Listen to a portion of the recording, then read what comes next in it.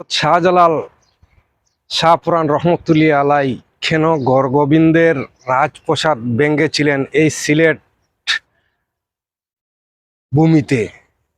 একজন মুসলিম ছিলেন সিলেটে, হযরত বুরহানুদ্দিন। ওনার ছেলে হয়েছিল, উনি আকিকা করতে চেয়েছিলেন, আকিকা করেছেন। একটু কুড়া গরুর মাংস ওই গড়গোবিন্দর প্রাসাদে নিয়ে কাকে ফেলে দিয়েছিল।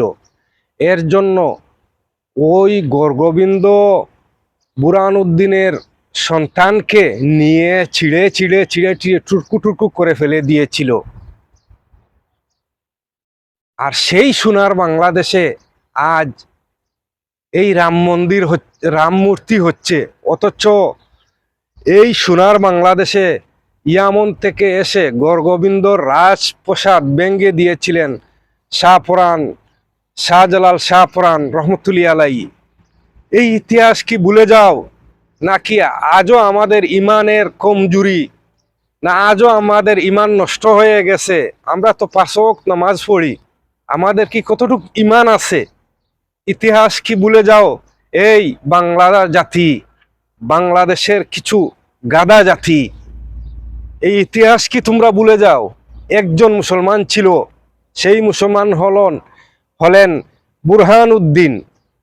উনি আকিকা করতে চেয়েছিলেন, আকিকা করেছেন। ওনার একজন সন্তানের জন্য অনেক দোয়া করেছেন, একজন সন্তান হয়েছে, সেই সন্তানের জন্য আকিকা করে একটুকু মাংস কাকে নিয়ে ফেলে দিয়েছিল গড়গোবিন্দ রাজার প্রাসাদে। সেজন্য উনার বাচ্চাকে মেরে টুকরো টুকরো করে ছিঁড়ে ফেলেছিল এই গড়গোবিন্দ রাজা। আর আজ সেই বাংলাদেশে রাম মূর্তি হচ্ছে। আর এই রাম মূর্তির জন্য ঐতিহাসিক বাবরি মসজিদ ভেঙ্গে এখানে রাম মন্দির করা হয়েছে। এটা কিছু না, এটা কিছু গাদা মার্কা রাজনীতিবিদদের ষড়যন্ত্র, যেন তারা ভারতের চামচা হয়ে গেছে, যেন এই বাংলাদেশে সাম্প্রদায়িক একটা দাঙ্গা লাগায়, যেন বলে দাড়ি টুপিওয়ালা খারাপ, যেন বলে এই দেশের মুসলমানরা খারাপ। কুত্তা মার্কা রাজনীতিবিদদের যেন দেখবেন জুতা দিয়ে বাড়িয়াইবেন।